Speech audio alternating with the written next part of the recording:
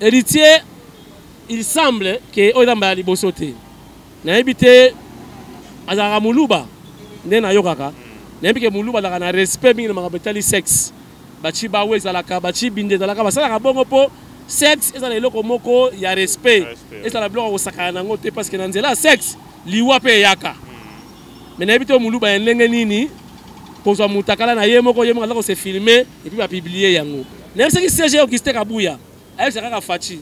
Na bambongo azui akeka na frima ba pesa crédit na ba enseignant voiture ya sika ya sachet na enseignant au moins ndenge ba église catholique wala école catholique ba sala ba okima tala lelo yo bazo la poste ya porte parole na Daniel Nsafu pas candidature porte parole fumuki mbangu soki nini donc on a ça ba ba noa allez alors senga akoma porte parole ya opposition ke ba ke ofuna ngingakati mikolo ba professeur wana bakeko bakelo ba Swahili o kiongozi Jean-Marc Kabundi anakufingaka weye na limete boye oh bakelo funda ba père donc il n'est pas la micréa maternelle et vous dites vous êtes des professeurs banakala sénateur à vie abana ko zaka batu na IDPS ko débauché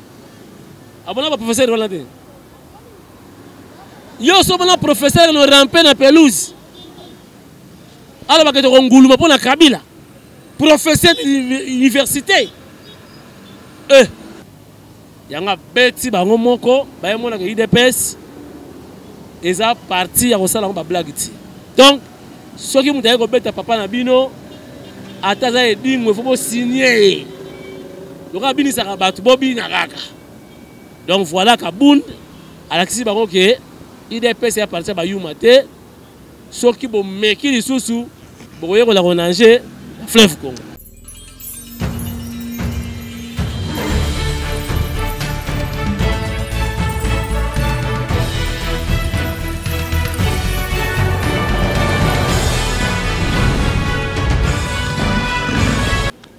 Merci Nabande Koboza partout dans le monde entier, vous à travers votre chaîne Top Africa Télévision. Bienvenue dans cette émission Top Analyse, une émission présentée par moi, le vôtre, JR Walungwa. Les autres ont un plaisir ya koyamba, un habitué de cette émission, moi Namboka, Papi Kamwasa, beaucoup plus, Lambert Mende Afachi. Yetu benga kae soki ya kolobezali. En tout cas, comme vous avez déjà, tension ezalaki trop semaine bobima entre FCC cash koto ba tumbi be Fiji koto ba nana déclarer koto ba ope ba zongisa et comme la guerre entre FCC na kacho moment to yebi ke bango mibale baza na kati ya une même coalition basali gouvernement oyo yango na to komeka pe kosolola na Papi Kamwasi azali analyste politique azape journaliste na ndé to meka pe ko sala point ya actualité to dominer na République démocratique du Congo sans plus tarder na kopesa mbote na invité na ngai. Bonjour Papi Kamwasi. Bonjour JR, bonjour internautes Soya Top Africa, voilà. Et puis merci hein, dans notre commentaire, dans notre Top Africa. La reconnaissance n'est pas de ce monde, dit-on. Mais ngai na reconnaissant et pas na bino nenge fachi azaki reconnaissant na président Poutine. Donc merci en tout cas. Voilà. OK, Papi Kamwasi na lito banana point ya liboso eza ba voyage chef de l'État. Chef de l'État, vous avez encore un voyage comme d'habitude, de passer pour voir le Loazana Est, le Loazana Ouest. Hier, on a été en France, on a réussi à le président Macron, après France, en Allemagne. D'abord, on a voyagé au Nyon, chef de l'État de Sala. Bilan, on a voyagé à comment? Bilan est positif. Na sepeli makasi, n'est-ce qu'on a dit que kansaka moins bien. Bon, excusez-moi. Na kansaka moins bien. Tala ba émission de Salagina yo, na ba nini? Que Bakbaka ça va voyager, il aura plaisir. Il aura plaisir. Chef de l'État, il a besoin de faire un mois si il y a un ban, il y a un bilan pour faire un palais. Mais il y a un avion, avec la soirée au mati, il y a un stress à Rosaranati. Donc, le chef de l'État a l'obligation de faire une mission en France. Que, ah, nous avons besoin de combien, nous avons poussé la fin de madame, na bana, na sur la peine à bango. est-ce que Facha n'a pas mission na ngai Temana Lambert Mende na ye ayoka makamna lobaka. Donc vraiment la monaki automaticité moko salamaki entre nga na ye. Donc malobala lobaka yanga Facha lobaki. Effectivement, c'est une réalité. Voyage n'allait pas si ils ont pas stress, mais en tout cas bah voyage chef d'État bah voyage il y a plaisir té non y mora lobby ils ont tourisme té et là bah voyage il y a bah pour la solution. Heureusement chaque pays bah donc ça ngate ko pesa biso ta maya ko mela ko tout la ta moi bombo pour na bana et ça prouve que ils ont bah voyage moko positif et puis il a dit bah mbongo oyo na memi na nzela bah voyage ils ont muké na oyo na dépenser na voyage parce que le bamba qui trop na bande on a sur position que chef d'état ont dépensé trop na trésor public quoi public quoi voyage na bongo a dépensé la muké oyo a côté ici ils a ébélé na moi bato musu ba commenter barobi no voilà alors ça ba voyage il y a esengo alors donc ça ko senga ba mongo maintenant papa oyo esengi mbongo pona bana na ebalia na papa oyo ça la orgueil.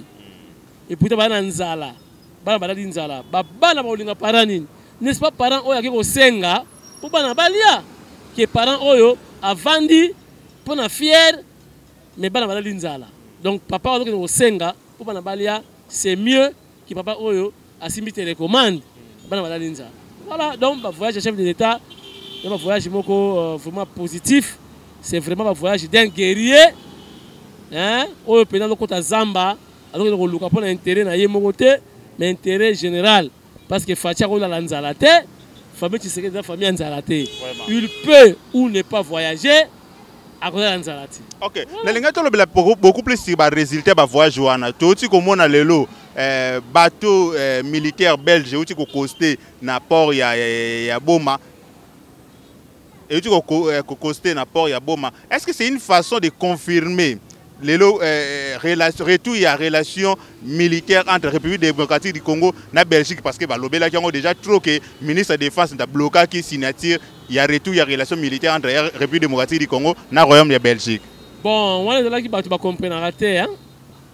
Va comprendre que le chef de l'État c'est lui qui engage le pays, c'est lui le commandant suprême, ministre de la Défense ou pas, mais son chef direct c'est le chef de l'État. Donc c'est lui qui engage les pays. Moi qui ai Malukuta, sur le Belge Baye, qui a signé, c'est le ministre de la Défense. Voilà. Donc le Belge Baye, bateau Ezawana, moi entraînement est bandit.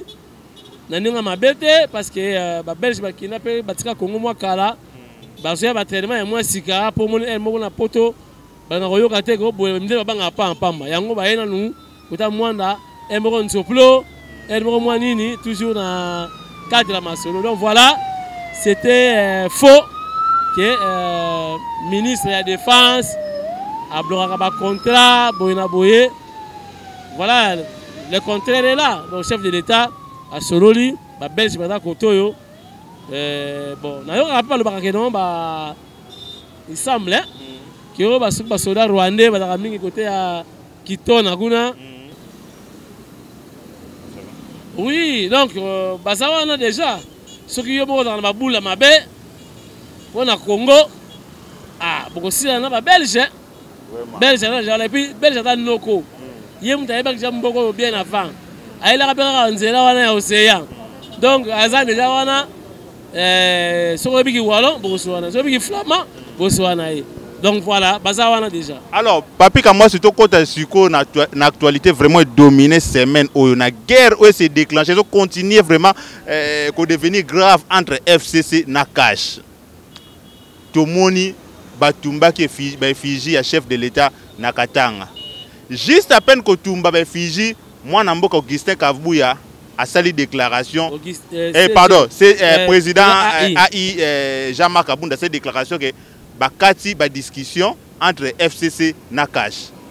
D'abord, pourquoi réaction les acquis un peu pour na bande comme ça FCC est un peu précipité à peine va outi ko tumba ba Fiji mbalamo bino bosali déclaration. Non. Boye ba peti. Et là qui journée de la base, il y a anniversaire, il y a retrait, il y a signature et que Kaboul abengisi batu boya boye matinée politique to déclaration politique non.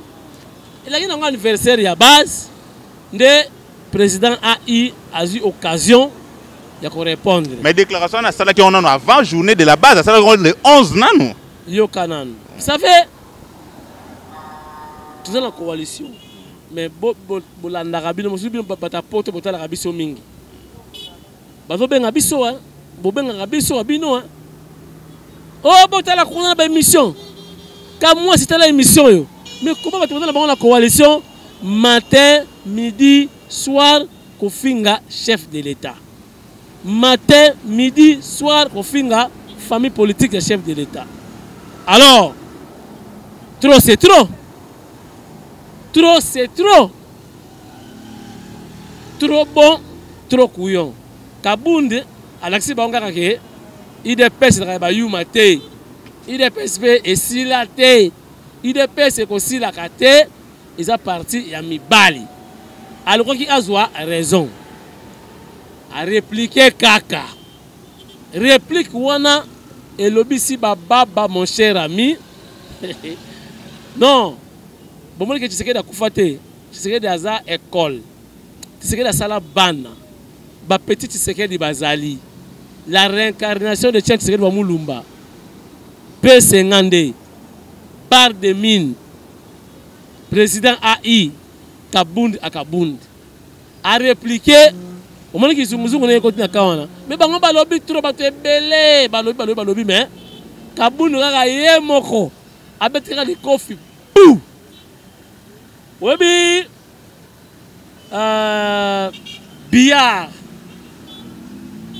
Au moins, avant de nager à billard, bachaka ba boule belé multicolore.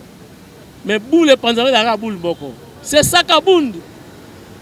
Boule ya billard. Abete bou. Mon cher. Ba vertige, ba réaction de part et d'autre. Kabound aza mobali ya solo. Côté Kabound a tellement de drapeau IDPS na Katanga kuna ya ba parti moko ba kwe moko très chaud ya Katanga. So na mobali te ko tango ma IDPS te. Kabound a déjà réussi ya ko tellement IDPS ba côté wana bon na kin abanga nan. Yanga beti bango moko ba yemona ke IDPS eza parti ya ko sala ba blague ti. Donc soki mutaye ko beta papa na bino ataza edingo faut signer. Donc abini saka batu bobi na kaka. Donc voilà Kabound Alexis Bango ke IDPS ya parti ba yuma te soki bo meki lisusu boye ko la ronanger fleuve Congo. Papi kamoto zo ngano likambo ya ba effigie wana nano. Tout le monde arrive d'abord avant qu'on batumba chef de l'État, batumba effigie à Joseph Kabila ou à Joseph Kabila ba matisaki effigie na bango na triomphant si je me trompe pas comme Kabila forever. Batu baye batumbi ba effigie wana. Batu pepe de basa prenaki na IDPS te. Ba el susu o musu bauti ko tumba côté ya même ligne. Kabila forever. Batumbi ba effigie wana. Bata pepe de basa prenaki na bandeko na biso IDPS te. Pourquoi le lot tombe batumbi ba effigie ya président de la République na Katanga IDPS bo sa prendre na bandeko na biso FCC. Yo kananu. Mukolo wala ki mapaye du peuple. Oyo ba maître ya PPRD boyebi bango boyeba komo na bango ti babata banga na coin soki muta oleka na polo ya IDPS babeti bozo leki na polo ya telonga fachi babeti banaka ndenge wana ndo monike emere ko se généraliser na répondaka yo na émission précédente bana ya papa moko mama moko baswana kapé babunda kapé mais singa ya famille ebendanaka mais ekata na ngoti famille eza déjà wana eza ba bloc ameke otoko kolanda penza te mais ba propos et surtout ba propos na bango et trop ya ba cadre ya FCC ba propos et comment qui trop ya mabe contre les Fachi ya mabe contre les IDPS oyo Kabunda sali si asangi si nyonso wana ezaka makambo ya kotumba te kotumela nango hein net ba bokechu batumi drapeau Congo. Yo moi na Congo tu mets drapeau Zaïre. Pour Zaïre c'est déjà mort et enterré. Comme son leader. Donc MPR drapeau wana on va qui pas ngoté. Mais bana ya tata moko mama ngasi ko na kosenga peut-être na ba cadre ya cash FCC basala pe makasi bayebisa ba militant na bango que soki dans la coalition c'est pour l'intérêt général. IDPS bata bandeko FCC bata bandeko cash bata bandeko bayebisa bango na bareni na bango ozomona mais bango babana provocation depuis na pays du peuple bana ko beta bato IDPS ba wewa ba moni ba répliquer ndio mona kike ba mona ki peke biso to sala mwa boye mina makamosele kaki nango ya katanga yana mona ki mbango Richard Muyenge après quand il fait na bengi si bato cash ne FCC o boye to sabo eza ba ballon d'essai batika makambu wana ngana yebi que les sénateurs à vie na Fachi baza kosolola bien jusque là baza na problème te mais babiloko ya mike oh ya ba peuple ya ba combattant ya ba fanatique et comme mboka na ruine mais soki mboka o epeli je risque bata FCC pour la victime parce que peuple oyo bazo sepa na Fachi po Fachi nde ala ko dissimuler ba vivre ba imperfection ya bata FCC parce que 18 ans au pouvoir le bilan est catastrophique. On a beau rappeler bango histoire ba Mobutu ni ba kimanga na Brazil bo avertir bo da misu ba yekola déjà nage ndeni ba okimela Congo ba davi na nage. Ce sont des façons de parler. Il y a Jean-Marc Kabound. Il a Kabound a riposté. Riposte est trop brutale. Mais non, c'est pas considérable. Non, sort qui bo sangi si ba oyo nyonso ba attaquer Fachi. Et ça trop. Mais Kabound a bêté la boule moko. Il y a billard. Il y a une réaction. Entre autres, une réaction. Yo, est bien. Alors, tout ça, une réaction moko. Hein? Toujours réaction d'abord, il y a Libossé, il y a Némi Azali, coordonnateur principal, il y a FCC. Alors, il y a déclaration, il y a Jean-Marc Kabound. Alors, averti, il y a créé crise moko, très grave dans Mboka Nabiso. Je remercie. Parce que la vérité, la crise, c'est dans Mboka, on va créer un Donc, on est spécialiste. Il y a une création, il y a une crise. Bon, pourquoi il peut dire ça? Si il peut créer une crise, c'est-à-dire c'est lui l'artiste. Il y a une crise. Donc voilà, il y a une crise grave, tout le monde a et où tu n'as pas de bango. Donc, bango ne va créer une crise. Il faut se dénoncer. Mais crise, ce qu'il y a, banani va perdre. Bango. Pourquoi? Est-ce que vous allez bango, vous allez perdre ou bien la population congolaise vous allez perdre? La population se va soutenir Fachi. Vous allez bana basoda, bana kotanga na mabele, na loba on a les solo, on a émission de l'équipe.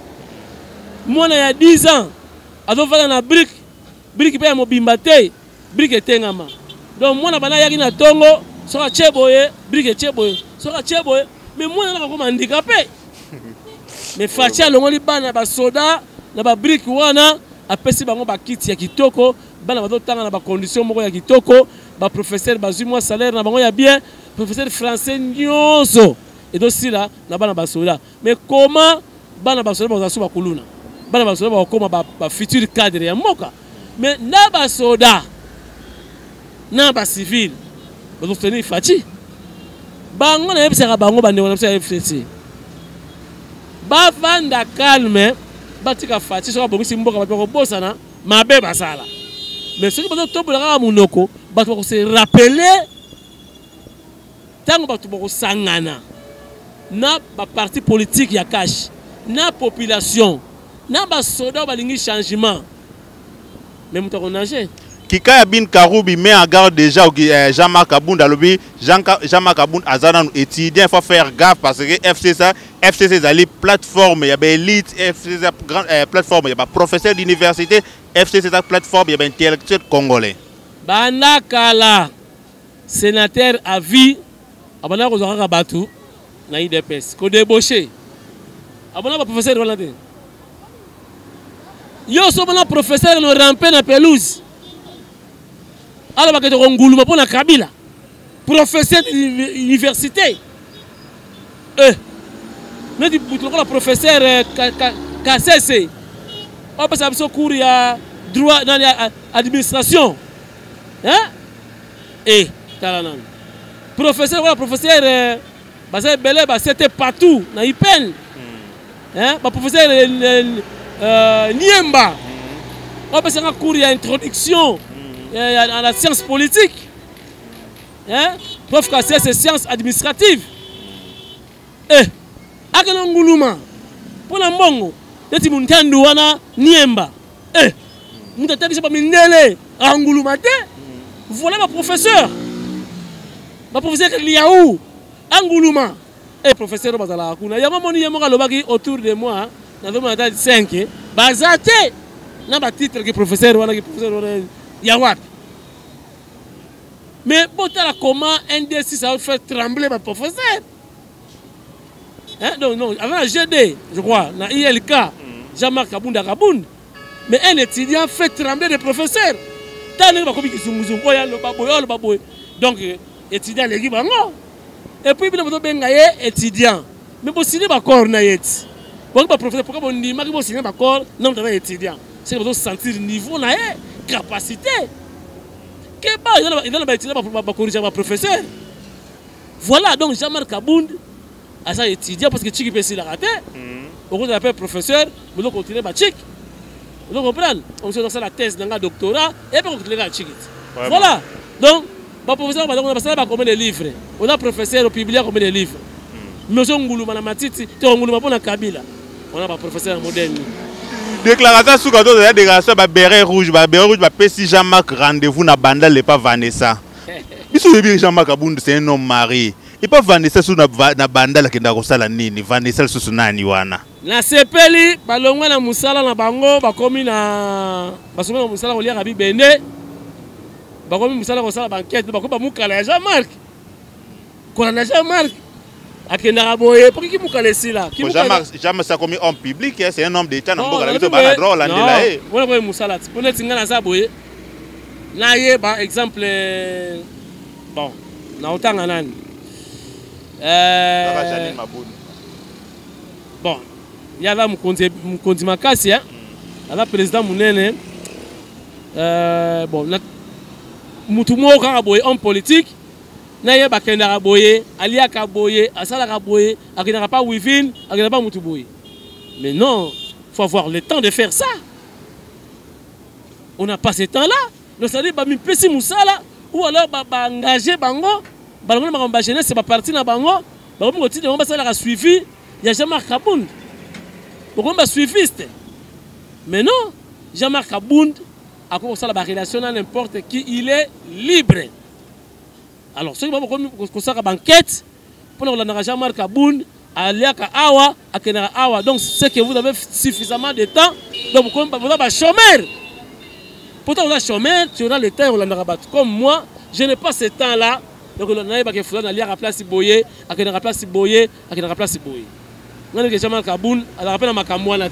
Parce que l'homme politique a ma casse le Kabound. C'est pas qui va te faire momi. Ndé à sa quoi kala. Mais il y a des politiciens qui na ba réaction boy. Tu vois, à lobby, Congo est tremblé, à lobby c'est na baba. Donc sur oza na orate, oza mutu ya boye okokokate. Ba nani oyo to monaka ba photo na ba Facebook na basi na ba soutien na ba caleçon. Bangot. Basi ba na photo ya Kabundi na caleçon. Bangot. To na ba carte na banga parti. Na mona ngot. Na ba hôtel. Basi na bango ba ko sukola, na ba caleçon, ba bikini, ambiance à gogo, tout le monde est sai. Tout le monde est sai. Bango Kabundi na makambo na te mona. Bango ba lobby belé. Kabundi ka mutu moko lobby. Donc Kabundi c'est un petit Tshisekedi. Et puis yo Kabundi makambo sali. Bango va ko attaquer tous les jours président Fachi. Kabundi lobby li kamu a changé débat. Alongoli Fachi. Tala ba Facebook nyoso, ba ba photo ka Kabundi na sénateur à vie. Donc Kabundi alongoli Fachi na ba débat na mikabi sikoto beta na langa moko kombata. Odomona Et puis, hein, mais c'est Facebook, paye ça 10% à IDPS. Pour les méga et son bami, pour tout commenter, mais non! Parce que Kabound a parlé. Ouais, mais les autres, quand ils parlent, mais. Pas qui parle pas monter.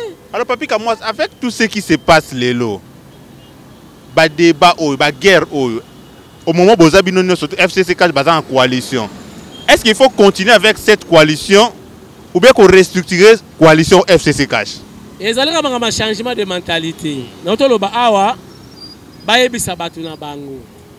Ngana yebi que président Fachi, béton armé, papa antibal, papa social, alors cela est bien na sénateur à vie. Et puis nous rappelé le Romogo. Oui, mais que bagay ofu na ngakati. Mikolo ba professeur wana. Bakeko bakelo ba Swahili. O kiongozi Jean-Marc Kabundi anakufinga weye na limete boyena boy. Oh. Bagay ofunda ba père. Donc il n'est pas la micréa maternelle. Et vous vous dites que vous êtes des professeurs. Nous devons comprendre les bagotes. Bagay ofunda yo. Bagay la ngakati. Kiongozi pokuna batala ke boyete ha shina rambo batala ke boyete batala ke nasema kiongozi Jean-Marc Kabundi anakufinga weye en public na limité. Non, c'est du n'importe quoi. Vraiment, tu comme la souka ya émission avec Papi Kamwasi Lambert Mende ya Fachi babiso ko tumboli Fachi okutenda Papi Kamwasi na nzela na yo. Alors soko lingi makambote ko tumbola no Fachi te parce que okutana na Papi Kamwasi na couloir na yo. Alors Papi Kamwasi comme la souka masolo na biso gratuité enseignement. Tomoni lelo. Pardon, to proposa na to sili solo te lobi to suka wapi na coalition. Ngana yebi ke béton. Ah, suka, voilà. Béton na sénateur à vie. Ba so la bien. Mais là le kambuya bana, là le kambo mettre un peu de l'ordre. To chamu tabata moi 20 na mai na ye, moi mai na vinu na ye pour na quoi atténuer un peu la teneur, tu vois, il y a alcool, il y a vinu. Mais bangoni ba fingi Fachi trop. Ya ngomoni Kabundi le trop c'est trop. To la sabango ki IDPS et silati. Et bino be bo finga Kabila trop tam soka yon bon ozong c'est la bino. Dans la cadre de la coalition makamwana et si le cas. To enterrer déjà la hache de guerre. To si to yambana to lobi dirigeants ensemble pour l'intérêt général, intérêt de la nation. Côté nous savons ba ko kité Fachi adoko kayango. Malembe mboka et redonner image nango ba pesa biso ba valeur auto perdre très longtemps. Alors c'est vrai mais qui Mbappé moyembi moka yemba akoma pe politicien alobaka libala ya matata yango eumelaka Rochero ye munia. Libala ya matata nde yango eumela kai. Voilà, ils ont un message. Tu vas na FCC na matata, bon pe libala ya ndengwana, on pe kufaka te kaka bongo mais ba meka pe ko solana batu na bango ba pesa chef de l'état respect, ba ko na IDPS ko kipete parce que ba attaque yake belé IDPS a kipakité. To bimisi kaka président a ya beti moko ningani parce que quand Kabundi parle les pays tremblent. Parce que bande la muka d'abord bando se kabino ba pekisa ki bino déjà balia kanando kité. Ah, botaki mutu makasi babi ya mwana conséquence bondo vivre ngo ha. Batika na bango. Itala ki lisanga ya bandoki otokansaki bandeko. Islamuka yana objectif moko Genève coup d'état base au pouvoir basa la 2 ans bakabula bagato. Tellement ici échoua. La mouka est koufa kala na lobango na bémission la mouka c'est déjà mort et enterré. Tala lelo bazo la poste ya porte-parole. Na Daniel Nsafu pas candidature. Porte-parole fumuki mbangu soki nini. Donc on a ça baye ba noa allez. Alors senga akoma porte-parole ya opposition. Non. olongwe na ye Moïse Katumbi on a plus de députés on fait dans la porte-parole toke kuna Jean-Pierre Bemba moi j'ai l'expertise nga doyen na bango na opposition on fait dans la porte-parole frère Martin bala la kate on l'a qui est comme siéger dans le parlement ye non nga pe porte-parole finalement est-ce que Martin ba oui Italie déjà président il y a kokota ko makambo ana yango moni kuna kutu basi bakufa na bango la muka to kipaka bango te c'est déjà mort et enterré baki pe bakam na biso te c'est aussi la malé mais parce que bango bakomo luka kutu ba kokota au négociation pour mutu ko fayulu akokoka opposition te abana ko on va restaurant alors c'est la fois maman Marthe 18h sera dame après accueil ya ko ngazala opposition tu sais que d'akoka résistance ba passion bakabuni ba mona ba yeli liboka mbongo ba boyi kozwa ye frère Martin akoka non alors papi Kabosi to komi vraiment na suka ya émission la semaine linga alors likambu ya gratuité enseignement to monde déjà ba professeur ya lycée Motema Piko ba ke na grève. Qu'est-ce qui se passe? Est-ce que c'est une façon il y a déjà il y a Sabino déjà que ba meta ki bino déjà en garde que gratuité ko simbate yango ba resa bondo mo nango te. Nga na senga la chef de l'état ngai Lambert Mende na yo béton longola ba ma gratuité enseignement na ba école catholique ba catholique ba mo sala commerce parce que ba sango ba ne ko vivre à l'époque na ba mbongo ba no uta Italie basi ba kata ba mbongo wana et ko ba mbongo ma bonza tala le école catholique ba église catholique e bele ba ko cha ba boutique moi parfumerie moi ni ba ko tsaka mbongo po église vivre ba ko mana ko luka lar makasi ngana moni ba makata enseignement ba longola ba école so officiel ba na ba de otanga ya ofele parce que ba mo la facha ibomela bango cop facha le bien en France c'est vrai Dali et Bandeli exemple moi passe mais l'essentiel que et bandi malembe to décanter citation sur ça là que est freiné parce que fatite mutaye na makata enseignement c'est constitutionnel. Et ça la constitution, mais fatine à mettre l'ango en application. Parce que le pouvoir, il gratuité enseignement. Souhait na bango ezala ki que peuple congolais azala na futur cadre te oyo bako défendre réellement la RDC. Souci na bango ezala ki wana. Et yango moni facha lobi non. Soki to landi bizalelio. To ko zanga mutakolo bata français ya kitoko pour défendre le Congo.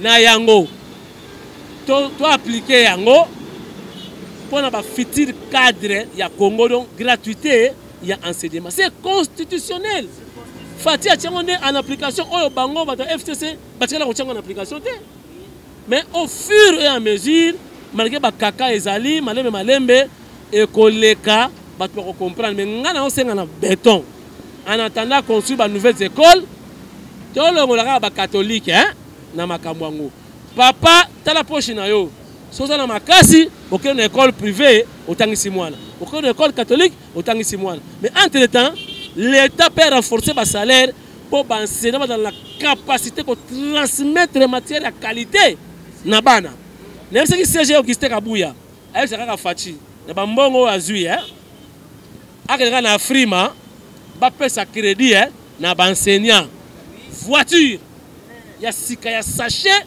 d'enseignants. Au moins, dans une église catholique, ou une école catholique, c'est là où il y a une école à l'État. Mais, malembe, facha kuti mboka na kao, asa magicien, te pas bête à bateau magique, mboka s'est transformé. C'est au fur et à mesure qu'on est problème. Vraiment, tu comme na souka ya émission na biso, papi comme moi, si affaire ya sextap, ya héritier Watanabe. Héritier ayembela ki fati héritier to mona kama olata même ba chemise ya papa Etienne Tshisekedi lelo pour la énième fois nani héritier Watanabe na ba réseaux sociaux vidéo na sextap pour réagir ni par rapport à lo quoi. Moi je condamne ça. Héritier Watanabe ayebinga très bien parce que je suis chroniqueur de musique le rôle de Jacques Ndala politique peut toyer après. Mais la politique est là, il y a IDPST, il y a chic parce que je suis politologue, je suis en G2, le roi Jean-Marc Kaboun, tout le temps la lobby dans 3 ans, tout m'a licencié. Donc là, c'est rappelé na agité pour kotanga na yo comme tu veux. Donc héritier, il semble que oyamba liboso te. Na ebité azara muluba nde na yokaka. Na ebike muluba na respect mingi na makabetali sexe. Bachi bawe ezalaka bachi binde ezalaka basalaka bongo po sexe ezala eloko moko ya respect. Ezala biloko kosakana nango te parce que na nzela sexe liwa pe yaka. Mais na ebité muluba ndenge nini pozwa mutakala na ye moko ala se filmer et puis ba publier yango. Donc na regretter na condamner yango. Na yoki que famille à moi si on va porter plainte. Si on porter plainte qui a dans la pini, par exemple la bien pour la musicien batikali. Donc je condamne cela, ce n'est pas bon parce que moi je suis dans la famille naé. Ce qui yomo comme il faut l'accès à bolumu na l'accès à yomo comme l'accès à moi si on a une limite pour passer à nzoto pour au violer était mandimi pour passer à nzoto après ça yo nzoto naé mais après on la qui s'en a battu bolumu naé là en tout cas je condamne. Dato moni ba chaîne Libanda Trace TV à suspendre la diffusion ba clip ya héritier.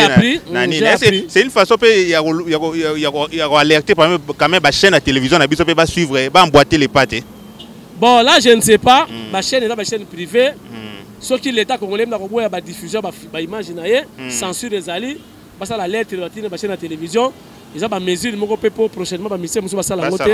Ils ont ma bête là ba sanction à ko inambeba. Et ce n'est pas bon, c'est condamnable. Ok, merci beaucoup. Tu as vraiment nasuka ya mission. Na biso tozala ki na Papi Kamwa c'est Lambert Mende ya Fati. Papi Kamwa c'est un dernier mot na bande ko nyoso balandi sur Top Africa Télévision. Top Africa, ils allaient chaîne sœur le la Tindika Télévision. Bota la Tindika, bota la Top Africa parce que MNDP allait régulièrement. Ce qui info ils allaient. Merci na bana France. Oyo ba soutela ki Fati.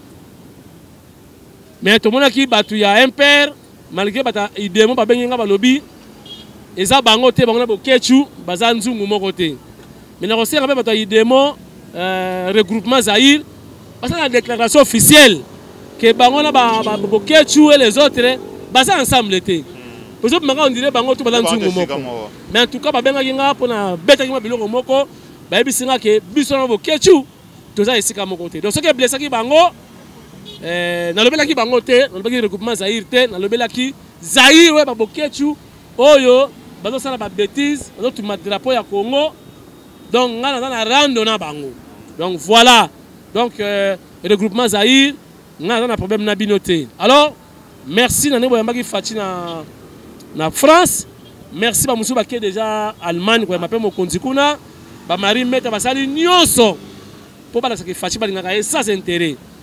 Donc merci. Nous avons rappelé Papi Kamwa si la mère Mende Fati sans intérêt. À tout moment, tu peux défendre les valeurs, tu peux défendre l'IDPS, tu peux défendre l'idéologie et change ce que nous avons Mulumba.